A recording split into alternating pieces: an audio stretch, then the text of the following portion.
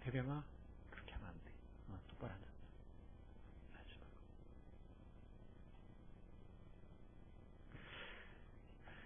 앉아. 오늘은 이 말씀이 좀 어려운 부분이 있어서 오늘은 서론을 생략하고 바로 본론으로 들어가도록 하겠습니다.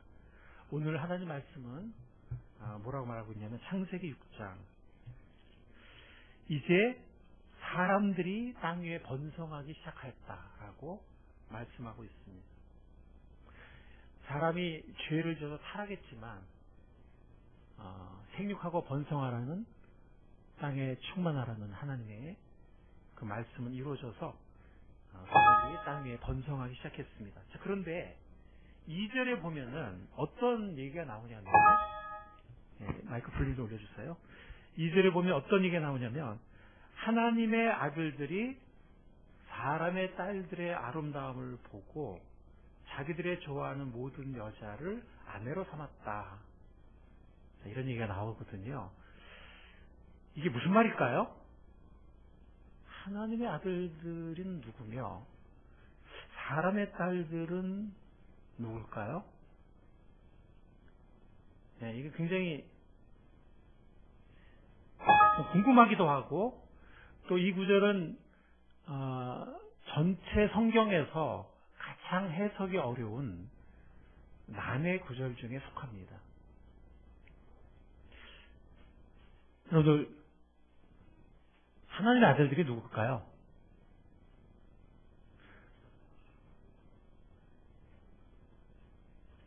궁금하세요? 네. 굉장히 어려운 해석, 그러니까 어려운 구절이지만, 해석이 어려운 구절이지만, 크게 세 가지 견해가 있습니다. 하나님의 아들들이 누굴까? 크게 세 가지 견해가 있는데, 첫 번째는 셋 계열의 믿음의 후손들로 보는 견해가 있습니다. 가인이 아벨을 죽였을 때 하나님께서 새로운 자손 셋을 주셨다 했는데, 그 셋의 시대부터 하나님을 예배하는 게 시작이 됐다 그랬거든요. 근데 그 말은 셋만 예배했다는 건 아니지만 어쨌든 그 시대부터 예배가, 본격적인 예배가 시작이 됐다, 이제 그런 말씀인데, 그래서 이 셋의 후손이 하나님 믿는 경건한 후손인데, 가인의 후손, 약한 후손인데, 셋의 후손이 가인의 후손과 결혼하지 말아야 되는데, 셋의 후손 안에서만 결혼해야 되는데, 가인의 후손과 통혼을 했다. 그래서 도덕적인 타락이 시작이 됐다. 이렇게 보는 견해예요. 그렇듯한가요? 그렇듯해요? 이거 옛날에 상당히 유행했던 견해입니다. 이렇게 옛날이란 말에 힌트를 얻으셨죠?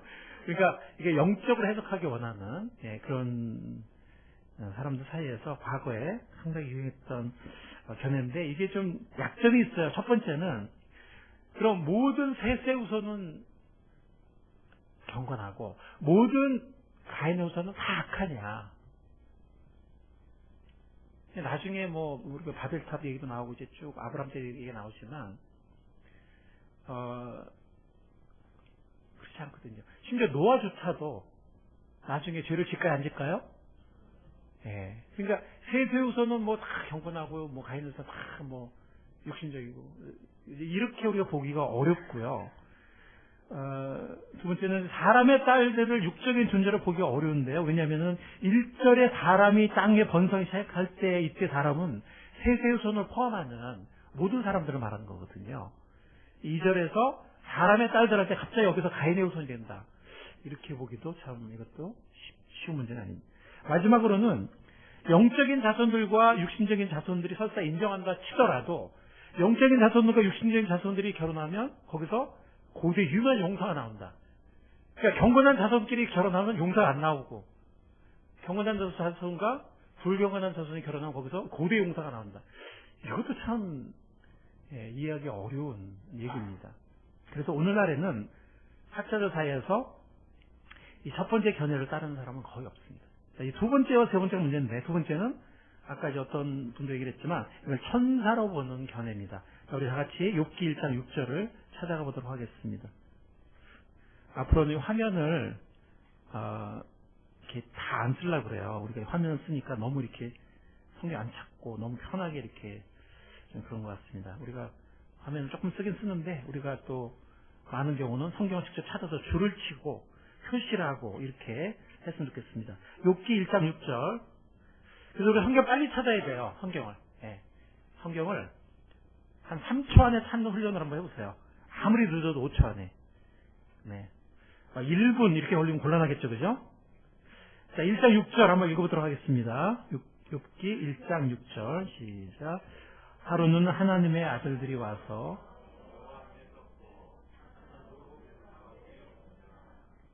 자, 여기 흥미롭게도 하나님의 아들들이라는 얘기가 나오잖아요, 그죠? 누굴까요? 네, 천사들입니다. 자, 그래서 천사들을 하나님의 아들이라고 지칭하고 있기 때문에 여기 창세기 6장에서 말하는 하나님의 아들도 천사들이다. 자, 이렇게 보는 것입니다. 이것도 그럴듯하죠, 그죠?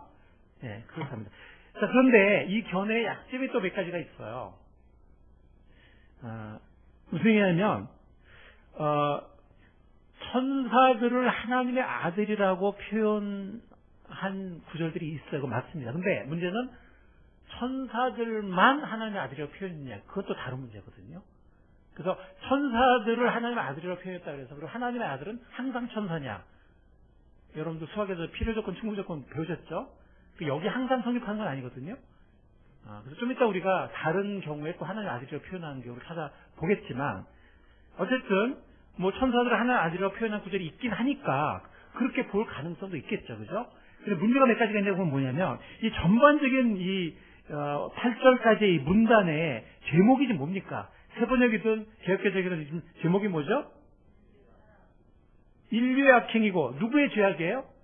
사람의 죄악이에요. 천사의 죄가 아니에요. 그래서 인간의 죄악이 문단의 포인트인데 여기서 천사들이 주도적. 여기서 보면 하나님의 아들들에서 문제가 있는 것 같거든요. 사람의 딸들보다는. 왜냐하면 하나님의 아들들이 거의 강제적일 정도로 그냥 이쁘다 이렇게 어떤 육신의 매력을 따라서 그냥 다 아내로 삼았다고 일부 다처럼 여기서 말하는 것 같은데 그러니까 주로 이게 지금 하나님의 아들들이 주도적이고 문제거든요. 그 이거 천사로 보면 이제 사람의 죄를 말해서 홍수 전에 왜 홍수가 와야 되는지 사람의 죄가 세상에 가득 찼다 이거를 말하는 구절에서 난데없이 뭐 천사가 뭐 갑자기 무슨 일탈해서 뭐 범죄를 하고 뭐 이상한 짓을 하고 이런 거가 들어온다는 게 이 문맥상 뭔가 좀 그림이 이상합니다. 그러니까 이런 얘기가 있을 수 있는데 있으면 차라리 다른 문단에서 얘기를 하면 좋아요. 지금 여기서 세상에 사람의 죄악이 관영하고 사람의 죄악이 세상에 가득 찼다. 그래서 홍수로 심판이 임할 수밖에 없다. 이 얘기를 하는데 갑자기 천사의 범죄가 확 들어온다는 거는 좀 이상해요. 뭐 다른 데서 그런 말 한다면 또 그건 모르겠지만. 또 하나 중요한 건 뭐냐면은 예수님의 말씀이에요. 마태복음 22장 30절. 이걸 화면으로 한번 보도록 하겠습니다. 부활 때에는 뭐란가요? 예, 너무 심려하지 마세요. 부활 때 장가 시집 안 간다고 여러분 너무 불행하지 마세요. 그때는 더 큰 기쁨들이 많으니까. 자, 그래서 장가도 아니고 시집도 아니하고 뭐 같다고요? 하늘에 있는? 그럼 천사들이 결혼한다는 얘기 안 한다는 얘기예요?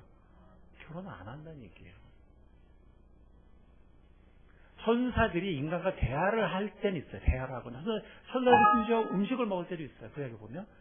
예. 그래서 인간과 대화하거나 하나님과 대화하거나 음식을 먹거나 하는 건 있지만 천사들이 결혼하지는 않아요. 예수님도 말씀하셨고 그리고 이 구절, 해당 구절 외에는 그 어디에서도 천사가 육신을 입는다든가 아니면 육신을 입더라도 뭐 결혼한다든가 뭐 성적인 관계를 인간과 맺는 이런 일은 성경 그 어디에도 없습니다. 여기에서만 갑자기 그렇게 해석한다는 게 무리가 따라요. 그리고 예수님의 말씀과 배치돼요. 자, 그렇다면 이거를 어떻게 보면 좋을까? 마지막 견해가 남아 있습니다. 이 견해가 맞기를 바라면서 자, 일단 우리가 사무엘하 7장 14절을 찾아가 보도록 하겠습니다. 자, 우리가 몇 초 안에 찾아야 될까요? 예, 사무엘하 7장 전 찾았습니다. 14절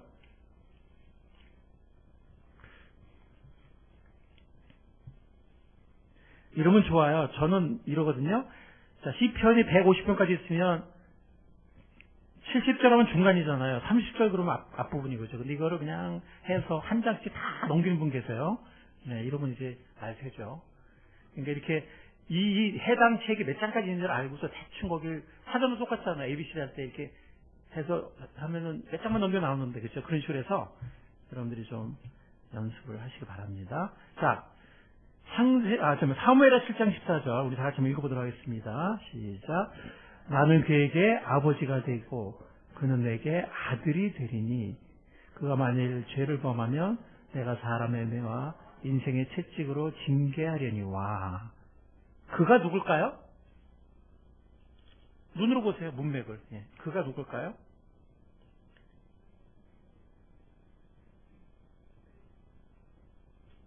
네, 좀 더 자세히 보세요. 이게 지금 누가 누구한테 예언을 전하는 거죠? 나단이 다윗에게 하나님의 약속의 말씀, 언약을 전하는 과정이거든요. 그러면 다윗의 자손은 누굴까요? 왕들이죠. 다윗 왕조의 왕들이에요. 예, 그래서 여기 12절 보면 네가 네 몸에서 날 내 씨를 너의 뒤에 세워서, 세 번역은 후계자로 세워서 나라를 튼튼하게 하겠다라고 말합니다. 이거는 다윗 왕조가 계속될 것을 말하는 것이고, 물론 그 가장 완전한 다윗의 자손은 예수님이죠, 나중에. 그리고 어쨌든 그때까지 다윗 왕조가 계속될 것을 말하면서 나는 그에게 아버지가 되어 다윗에게, 그 다음에 다윗의 자손은 솔로몬과 또 그 다윗 후손들에게, 다윗 왕조의 왕들이죠. 하나님이 세우신 그 다윗 왕조의 왕들이에요. 아들이 될 것이다. 누구한테? 누구한테 아들이 된다고요? 이게 뭐 누가 말씀하시는 거예요? 하나님한테. 자, 이번에는 같은 다윗 언약을 말하는 시편이에요. 시편 2편으로 가보도록 하겠습니다.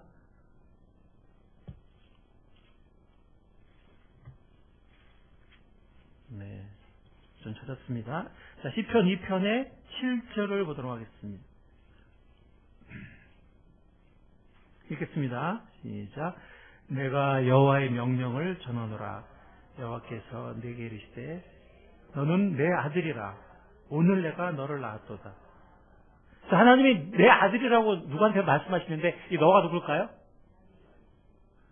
네, 물론 우리가 후대 보면 예수님이죠. 가장 완벽한 아들. 네, 큰 아들.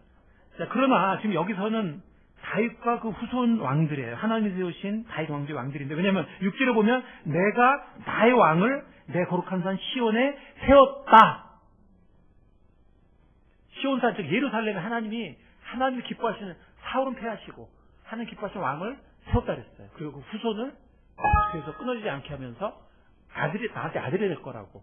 죄를 지면 인생 채찍과 뭐 이렇게 뭐 하더라도 그러나 버리지 않겠다. 내 아들로 삼겠다. 이렇게 말씀하시는 것이 다윗 언약인데, 그 다윗 언약의 시편이 바로 시편 2편인 것입니다. 그래서 다윗과 그 후손 왕들을 뭐라고? 너는 하나님의 뭐라고요? 아들이라고 표현하고 있습니다. 뿐만이 아니라 우가릿 문서, 우가릿은 이제 지금의 한 레바논 정도인데, 그 우가릿에서 많은 문서가 발견됐는데 시편과 비슷한 자료들이 많이 나왔고, 거기에 바알 우상을 숭배하는 그런 것들, 이스라엘이 물들었던 뭐 그런 거라든지 그런 많은 자료들이 출토가 됐는데, 거기 보면 그 우가릿의 왕이었던 케레시라는 왕이 있었는데, 엘은 이제 그 우가릿 만신전에 그리스 신전의 제우스처럼, 그리스 만신전의 제우스처럼 그 우가릿 만신전의 최고의 아버지 같은 신이 엘이에요. 엘인데 이 우가릿 왕 케렛이 엘의 아들이라고 칭해지고 있어요. 고대 문헌에 보면. 그러니까 고대 중군동에 있어서 어떤 왕이 하나님이 세우신 존재고, 하나님이 세워서 하나님이 기뻐하시고 하나님이 이렇게 대신해서 통치하게 하는 하나님의 대리자고 하나님의 아들이다. 이렇게 보는 개념이 고대 중군동에 이렇게 퍼져 있었다는 거죠. 그래서 과연 창세기를 처음에 그 창세기 독자들이, 물론 기록은 옛날에 됐지, 정말 이 얘기는 오래전 얘기지만 기록은 모세 때 기록이 됐는데, 그러니까 출애굽한 그러니까 기원전 1400년경이니까 우리나라로 말하면 언제예요? 우리나라 기원전 1400년이면 나라가 있었나요? 그때 고조선이 있었나요? 네, 감사합니다. 제가 역사 그래서 어쨌든 까마득한 옛날이잖아요. 구조선 정말 있었는지 없었는지 모르겠어. 있었다고 하는데 정말 있었는지 믿어야 되는 거지. 이게 정말 있었는지 뭐 그럴 정도의 까마득한 옛날인데 그때 이제 출애굽을 했죠. 이스라엘 백성들이. 그래서 가나안 땅으로 가는데 이미 그 가나안 땅에도 그렇고 이미 이 고대 중근동에 왕을 하나님이 세우신 통치자, 하나님의 아들이라고 하는 이런 개념이 이스라엘만이 아니라 이스라엘은 야훼의 아들인 것이고 고대 중국에 많이 퍼져 있었다는 거예요. 그러니까 고대의 그 독자들이 이 말씀을 접했을 때 이 하나님의 아들들을 그렇게 이해했을 가능성이 굉장히 큽니다.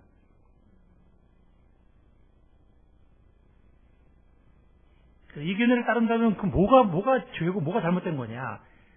일단은 일부 다처고요.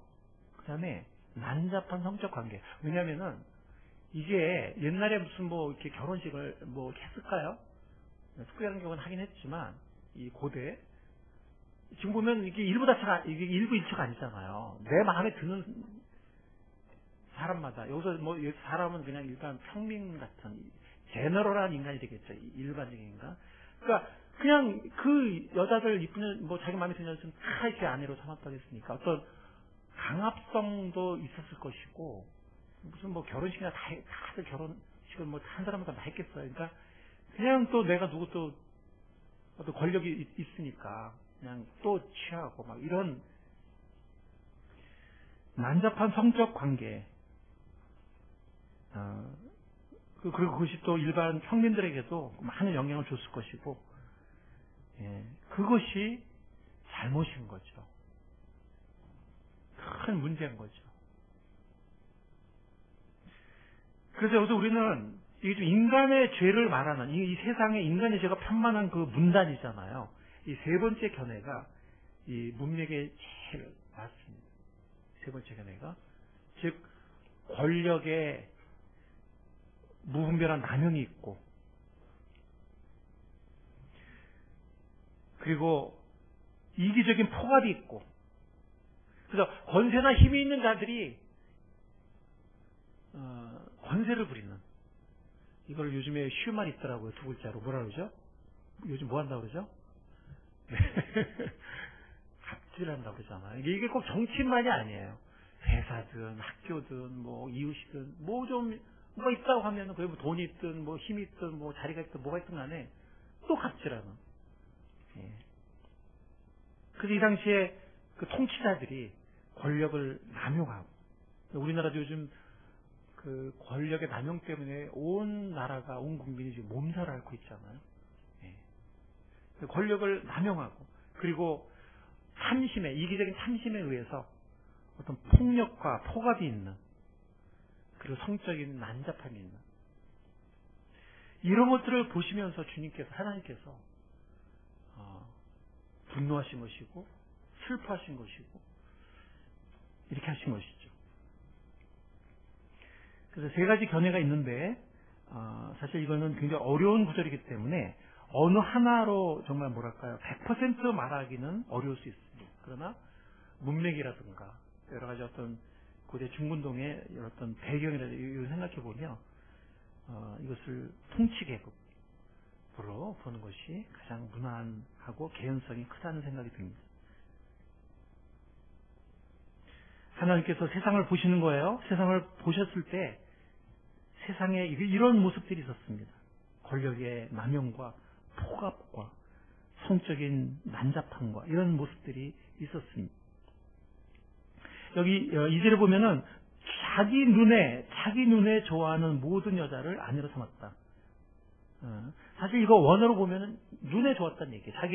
자기 보기에 좋은 보고 봤다랬잖아요. 아름다움을 보고 좋아하는 모든 여자를 아내로 취했다는 거거든요. 취했다는 건데 이거는 에덴 동산에서 범죄할 때의 그런 언어들과 똑같습니다. 선악과를 보고 탐내어서 취했다. 똑같은 죄악의 패턴이 반복되고 있어요. 자, 3절의 의미도 좀 어렵습니다. 여호와께서 이르시되 나의 영이 영원히 사람과 함께 하지 아니하리니 이는 그들이 육신이 됨이라. 이 된다는 얘기가 갑자기 육신이 됐다는 얘기가 아니라 육신임이라 그런 뜻이에요. 그래서 세 번역에는 그들이 살과 피를 지닌 육체다. 사람은 살과 피를 지닌 육체다. 이렇게 표현을 했는데 육신이기 때문이다. 이런 뜻이에요. 그러나 그들의 날은 120년이 될 것이다. 자, 원래 사람 좀 오래 살았어요. 예, 그래서 뭐 최고 많은 사람이 969세까지 살았고 1000년은 못 살았지만 어쨌든 그렇게 살았는데 지금 인간의 죄가 지금 관영하고 있잖아요. 세상에. 그죠? 그래서 하나님이 철저한 심판을 경고하셨고 실제로 잠시 후에 행하시는데 그 이후에는 인간이 대략 한 120년 이상 못 살아요. 물론 그 이상 사는 사람도 있지만 예외적인 경우고 평균적으로 대략 한 120년 이하로 살게 됩니다. 노아홍수 이후에는. 그래서 우리가 그것을 말하는 것으로 우리가 볼 수가 있습니다. 그래서 하나님께서 계속해서 이렇게 죄를 범하는 이 인간들, 이 육신들을 너무 오래 살면서 죄만 지면 뭐 하겠어요. 예. 그러니까 한 노아 홍수의 결과이기도 하지만 인간의 수명 한 120년 이하로 이렇게 단축하시는, 그 다음에 흙으로 돌아가도록 하시는 그런 모습을 볼 수가 있습니다. 우리는 창세기 6장 1절도 4절에서 이 인간들 사이에는 성적 방종과 이기적인 폭압이 횡행한다는 것을 볼 수가 있는데 사실 이것은 인류 문명이 있는 모든 곳에 있었던 것입니다. 인류는 전쟁에 의해서 무너지기도 하지만 문명이 지진이나 해일에 의해서 무너지기도 하지만 스스로 부패해서 성적인 타락과 그 다음에 정의가 아닌 억압과 폭력과 탐욕과 이기적인 폭압으로 인류가 세운 모든 문명들이 무너져 내리는 것을 역사를 통해서 우리는 알 수가 있는 것입니다. 자, 두 번째 문단은 6장 5절 6절입니다. 우리 다 같이 한번 읽어보도록 하겠습니다. 시작. 여호와께서 사람의 죄악이 세상에 가득함과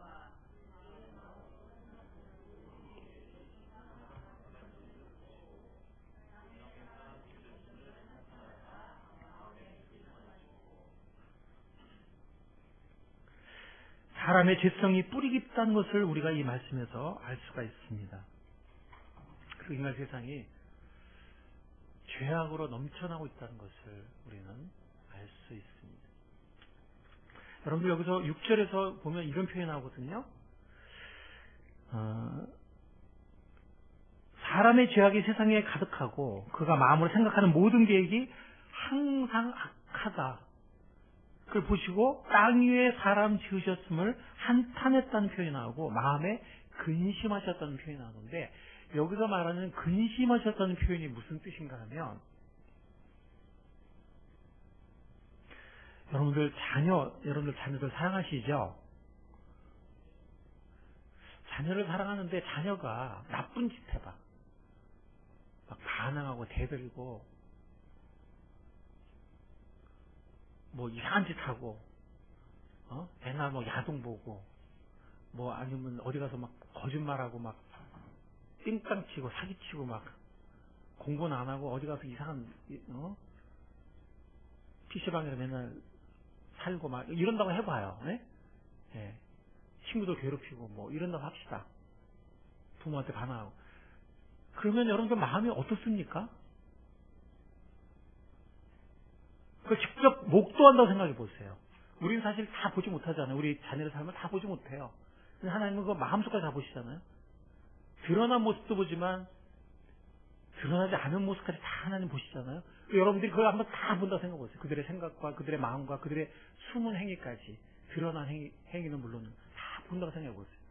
잘못된 걸 본다고 생각해 보세요. 우리가 마음이 어떻겠습니까? 네, 마음이 어떻겠어요? 아프겠죠? 그죠? 네, 내 사랑하는 자녀가 뭐 어디서 막 거짓말도 하고 뭐 숨어서 이상한 나쁜 짓도 하고 더러운 짓도 하고 막 부모한테 막 반항하고 뭐 막 해야 할 잘 안 하고 뭐 엉뚱한 짓 하고 뭐 그런다고 한번 그걸 내가 적나라하게 다 알고 본다고 생각해 보세요. 여러분 마음이 어떻겠습니까? 사랑한 만큼 마음이 너무 아플 것입니다. 똑같은 표현이에요. 똑같은 표현. 이거는 가까운 친구가 잘못되었을 때 느끼는 쓰라린 분노, 깊이 사랑하는 어떤 사람이 느끼는 어떤 분노와 마음 아픔, 그런 뜻이라고 합니다. 그래서 예를 든다면 창세기 34장에 야곱의 12아들이 있는데 그 야곱의 딸들 중에 디나라는 딸이 있는데 그 디나가 세겜 족속 추장의 아들한테 레이프를 당해요. 성폭력을 당하죠. 그때 오빠들이 느꼈던 감정 같은 표현이거든요. 그러니까 그 쓰라린, 근심이라고 표현했지만 사실은 그냥 우리가 뭐 어떤 일이 있을 때 좀 걱정된다 그 정도가 아니에요. 그런 강한 하나님 마음에 막 칼로 도려내는 것 같은 그런 마음 아픔, 그런 슬픔, 그런 걸 말하는 거예요. 그리고 그 압살롬이 전쟁터에 죽었을 때, 물론 압살롬이 아주 나쁜 놈이죠. 나쁜 놈인 건 맞아요. 그렇지만 절대로 죽이지 말라 그랬거든, 다윗이. 왜냐하면 그래도 아들이고 그래도 사랑하니까. 비록 나를 반역해서 심지어 나를 죽이려고 했지만, 근데 압살롬이 요압한테 죽잖아요. 요압이 그냥 복수심에 그냥 죽여버리잖아요, 그죠? 그랬을 때 그 소식을 듣고 다윗이 얼마나 우는지 몰라요. 그냥 막 울고 다녀. 눈물 흘리고. 그때 다윗이 느꼈던 그 마음, 똑같은 표현이에요. 그 쓰라림, 아픔. 하나님의 형상으로 지음받은 우리 인간이 이 세상 온갖 죄를 저지르고 하나님을 반항하고 온갖 죄를 저지를 때 그 모든 더러운 모습들, 그 마음 아픈 모습들, 하나님이 느끼는 그 마음, 감정이 그런 거라는 거예요. 내 사랑하는 자녀, 사랑하는 만큼 못된 짓하고 악한 짓하고 했을 때, 나쁜 짓 했을 때 우리가 느끼는 그 아픔, 쓰라림, 근심, 그 마음이라는 거예요. 그리고 하나님 어떤 분이시죠? 하나님은 의로우신 분이세요. 거룩하신 분. 그렇기 때문에 더욱더 마음 아프신 거예요. 이 세상은 안타깝게도 악과 죄로 점점 가득 차가고 있습니다. 여러분들, 이 세상에 죄악이 만연한 여러분들 알고 계시죠? 이 세상에 죄악이 넘쳐나고 있는 거 알고 계시죠? 누구 때문일까요? 누구의 죄일까요? 강아지가 죄졌나요? 뭐 낙타가 죄졌어요? 뭐 하늘에서 떨어졌습니까? 누구의 죄예요? 사람의 죄예요. 사람의 죄. 그걸 아주 좁히면 누구의 죄예요? 내 죄인 거죠. 내 죄. 디모데후서 3장 1절로 가보겠습니다. 우리가 성경에 보면은 예수님이 다시 오실 때가 누구의 때와 같을 것이다라고 얘기했죠? 노아의 때와 같을 것이다라고 얘기했는데, 그 말세라고 그래요. 말세. 자, 말세의 인간의 모습, 이거 노아의 때의 모습과 사실은 비슷하다는 거죠. 왜냐하면 인간의 말세가 노아의 때랑 비슷하다고 그랬으니까. 자, 여러분과 제가 한번 교독하고 마지막 절 합독하도록 해봅시다. 너는 이것을 알라. 말세 고통하는 때가 이르러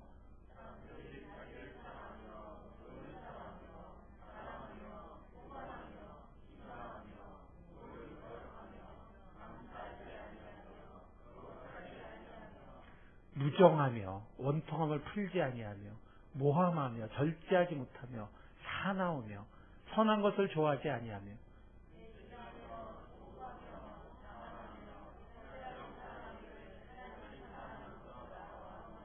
함께 경건의 모양을 있으나 경건의 능력은 부인한 이 같은 자들에게서 오늘의 인간의 모습을, 오늘의 세상의 모습을 너무나 정확하게 묘사하지 않습니까? 그렇지 않습니까? 노아의 때의 모습이에요. 노아의 때. 그 성적인 타락, 여기도 쾌락 타락이 하나님 타락과 더 다른데, 성적인 타락과 온갖 정욕의 타락과 권력의 포갑과 이기심과 노아의 때의 모습과 똑같은 것입니다.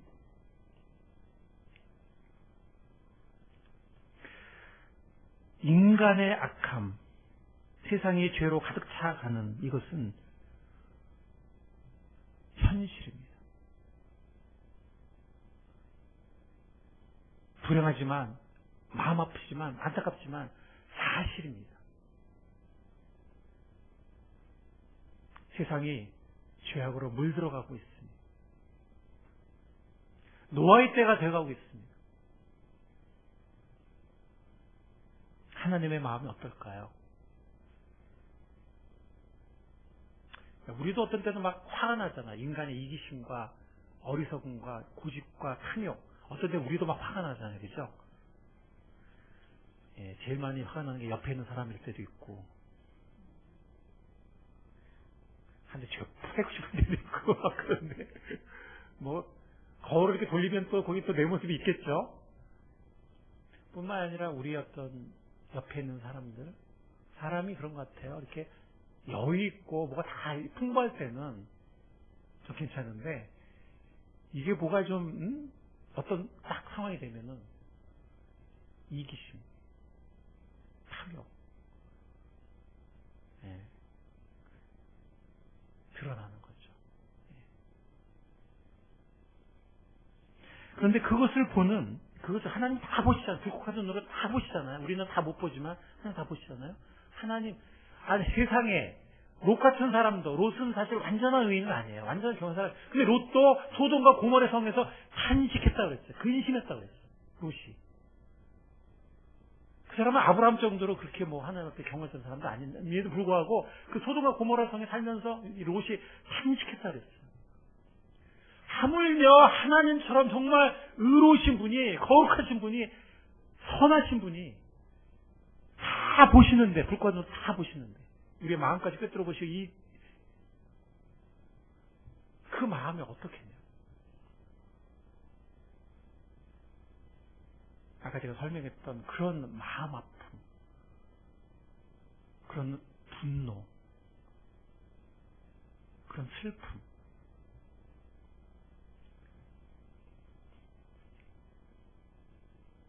하나님은 7절에 보면, 우리 7절, 8절을 보도록 하겠습니다.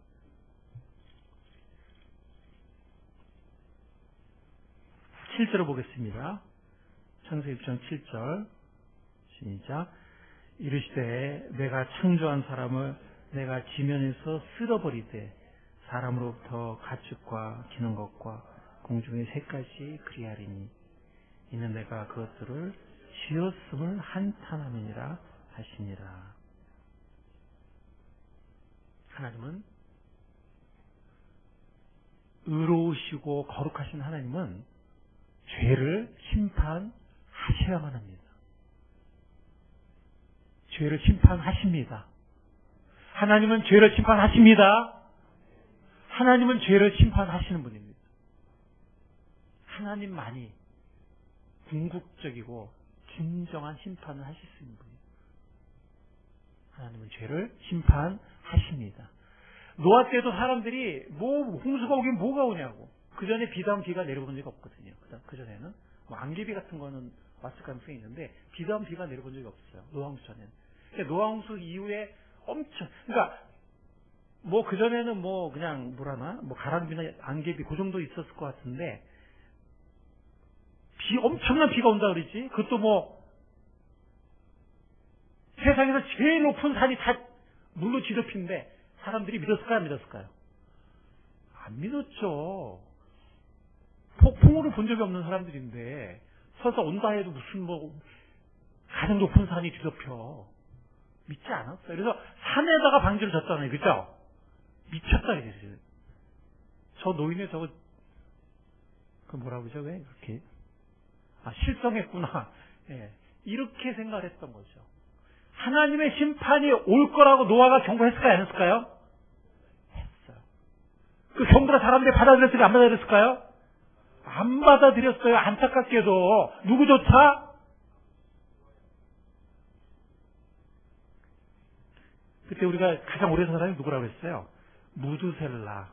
노아의 할아버지. 아버지는 그 전에 죽었는데, 홍수 오기 전에 죽었는데, 할아버지는 홍수 때 죽었어요. 얼마나 마음이 아팠겠어, 노아의 마음이. 근데 사람이 고집 부리면 어떻게 못하잖아요. 죽여야 살려요. 강제로 어떻게 해요, 그거를. 강제로 믿게 할 수는 없잖아요. 믿게 할 수가 없는 거죠. 본인이 이걸 고집시는. 노아의 마음이 얼마나 아팠을까요? 할아버지도 홍수에 죽는 모습을 보면서 얼마나 노아의 마음이 아팠을까요? 안 믿었어요. 그러나 심판이 왔습니까? 안 왔습니까? 왔습니다. 시간이 좀 걸렸지만 확실하게 왔어요. 이것은 철저하고 완전한 심판이에요. 다 쓸어버린다고 해요. 이건 뭐냐면 물로 씻는 걸 말해요. 여러분들 더러우면 우리가 보통 뭐로 씻죠? 물로 씻어요. 네. 깨끗하게 씻어요. 이 땅에서 이 더러움을 다 씻어버리는 거예요. 그래서 홍수 심판이 올 것을 암시하고 있어요. 이 마하라는 말, 물로 씻는다는 말에서 이 지면을 쓸어버리겠다 하는 말에서 홍수 심판이 임할 것을 암시하고 있습니다. 여러분들 이제 주님이 곧 오십니다. 노아의 때입니다. 지금이 노아의 때예요. 예수님이 오시고 나서 뭐가 있어요? 심판이 있어요. 그 심판은 더 이상 물의 심판이 아니에요. 무슨 심판이에요? 불의 심판이에요. 우리가 베드로후서에 가보면 많은 사람들이 지금도 기롱한다 그랬어요. 기롱. 만물이 옛날부터 지금 그대로 있는데 무슨 심판이 오냐고. 예수님이 재림하냐고. 하면서 여전히 자신의 정욕을 주창한다는 말세에 그런 자들이 수많은 자들이 있을 거라고 베드로후서에 예언돼 있어요. 그래서 많은 사람들이 조롱하는 몇천 년 이 땅이 그대로 있는데 무슨 그 이상 이 땅은 그 이상이 있고 인간 세상도 이렇게 몇천 년 문명 생활을 하고 있는데 무슨 갑자기 재림주가 와서 심판을 하고 불심판이 떨어지고 안 믿어요. 어디 무슨 재림이 있냐고 무슨 심판이 있냐고. 인류 문명이 기껏해야 몇천 년일까요? 지구야 몇십억이 될 수 있는 거고 하는 거지만 저는 그의 학자지만 이 지구는 몇십억 될 수 있다고 저는 생각합니다. 근데 인류 문명은 사실 몇천 년 안 되거든요. 인류 문명은 인류가 언제부터 존재했느냐 그건 더 이상일 수 있지만 인류 문명의 존재는 몇천 년 되지 않아요. 하나님이 보실 때 우주의 이 시간과 우주의 이 크기와 또 하나님의 광대하심에 비한다면 정말 손톱의 때보다도 작은 것이 인류 문명의 역사예요. 하나님 앞에는 천년이 하루가 따로 있잖아요. 하루가 천년이 따로 있잖아요. 인간이 자신이 제한된 존재다 보니까 이 몇천 년간 인류 문명이 존재한다는 이것 때문에 무슨 심판이 오냐고 무슨 재림주가 오냐고 이러고 있는데 얼마나 그때랑 똑같은 거예요. 그때도 무슨 홍수가 오냐고. 갑자기 오지 않았잖아요. 그때 시간 많이 걸렸잖아요. 그때는 물의 심판을 멸망하지만 이제 불의 심판의 멸망을 당할 운명이에요. 수많은 사람들이. 왜? 그들이 범한 뭐 때문에? 죄 때문에 하나님 마음을 칼로 도려내듯이 그렇게 아프게 함. 근심케 함. 죄 때문에. 물론 우리들 마음도 인간의 마음도 죄는 마음을 아프게 하지만 관계를 파괴하고 아프게 하지만 제일 먼저 하나님 마음을 그렇게 아프게 하고 근심케 하고 죄 때문에.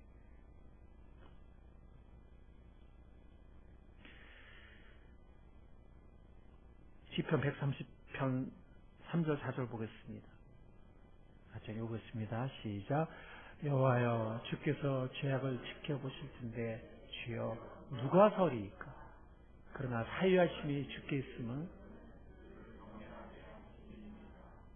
주님께서 불꽃 같은 눈으로 우리의 모든 행위를 보고 계시고 우리의 마음의 동기까지 많은 경우에 이것이 악하다고 그랬는데 동기까지 다 보고 계시는데 어떻게 그 하나님 앞에 우리가 설 수 있어요. 우리는 고꾸라져서 그 앞에서 고꾸라져서 죽을 수밖에 없어요. 그럼 우리가 어떻게 살 수 있어요? 주님의 용서의 은혜가 있기 때문에. 이 사유란 말은 세 번이면 용서로 번역이 됐죠. 용서. 자비를 베푸시고 용서의 은혜를 베푸시는 하나님께 감사합니다. 안 그러면 우리가 설 수가 없습니다. 우리가 다 꼬꾸라져 죽을 수밖에 없어요. 왜 그렇습니까? 이제 나 구원받았으니까 그냥 대충 살라고 내 멋대로 살아도 된다고 이제 천국 갈 수 있습니까? 그렇지 않아요. 주님을 경외케 하시는. 경외는 크게 두 가지로 우리가 표현할 수 있어요. 하나는 이 말로 다 할 수 없는 이 큰 은혜를, 이 크나큰 은혜를 베풀어 주신 하나님께만 돌아갈 수 있는 영광과 찬송을 그분께 돌려드리는 것. 경배하고 예배하는 것이고요. 이 경외라는 것은 다른 어디도 돌려서는 안 돼요. 그 어떤 인간이나 그 어떤 재물이나 그 어떤 권세에 돌려서는 안 돼요. 하나님께만 돌려야 돼요. 아멘? 그게 경외고요. 두 번째 경외는 뭐냐면 잠언이 말하는 하나님을 경외하는 것은 죄를 미워하는 것이다. 우리가 죄를 짓는 존재고 죄를 또 많이 짓고 그 용서받는 건 맞아요. 근데 그렇다고 해서 우리가 죄를 범상히 여기서는 안 돼요. 인간 죄 짓는 거지 뭐. 그리고 그냥 계속 죄 짓고 그냥 용서해 주신다 그래가지고 용서 또 해주실 텐데 이렇게 하고 그냥 또 범상히 여기고 쉽게 죄 짓고 이런 거는 경외가 아니에요. 하나님은 경외하는 것은 하나님이 아까 말씀드렸잖아요. 하나님은 죄를 정말 마음 아파하시는 분이에요. 죄에 대해서 분노하시는 분이고 근심하시는 분이세요.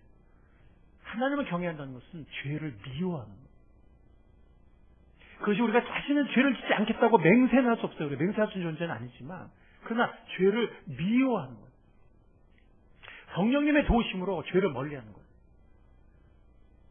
그게 경외예요.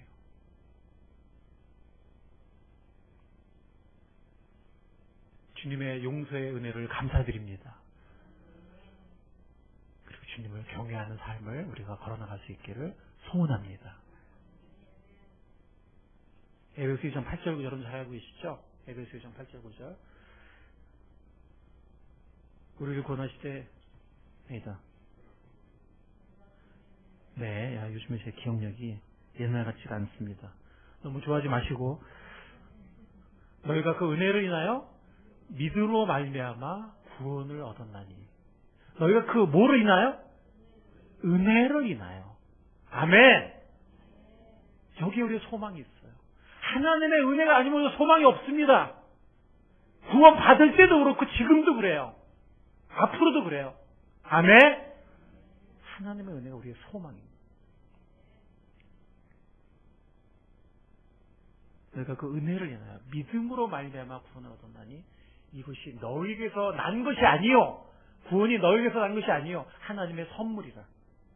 행위에서 난 것이 아니니 아무도 자랑할 수 없는. 우리가 이 은혜를 평생 아니 천국에까지 영원히 하나님께만 영광을 돌리고 평생 예배하며 찬송하는 우리의 영원한 복된 삶이 될 수 있기를 바랍니다. 그리고 죄를 미워하고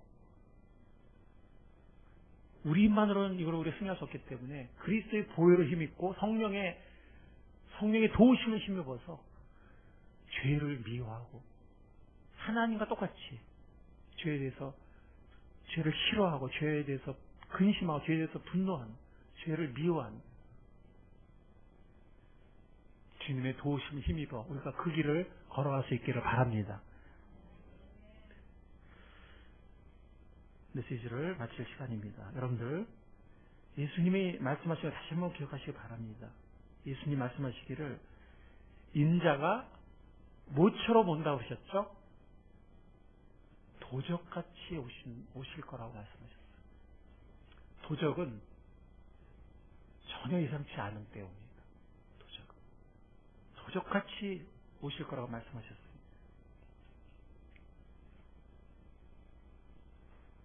고돌이라고 말씀하셨어요. 고돌이라. 예수님은 인자가 오실 때 이 세상이 노아의 때와 같을 것이라고 말씀하셨어요. 이미 노아의 때같이 됐어요. 이미 됐어요. 되고 있어요. 우리가 어떻게 살아야 되겠습니까? 노아처럼 살 수 있길 바랍니다. 노아처럼 하나님의 은혜를 입을 수 있길 바랍니다. 하나님의 더 큰 은혜를 날마다 더 입을 수 있길 바랍니다. 노아처럼 주님만 붙잡고 주님과 동행할 수 있길 바랍니다. 다른 데에 우리 눈길 주지 말고 다른 데 바라보지 말고 주님 바라고 주님만 붙잡고 주님 의지하고 주님 따라가는 주님과 동행하는 노아 같은 삶을 살 수 있길 바랍니다.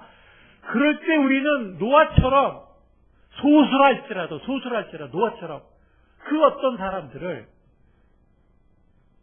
주님의 구원으로 인도하는 도구로 쓰임받을 수 있을 줄 믿습니다. 우리 모두에게 그러한 하나님의 사명의 축복, 노아처럼 사는 축복이 함께할 수 있기를 주님의 이름으로 축원합니다. 주님 감사합니다. 이 시대가 노아의 때가 되고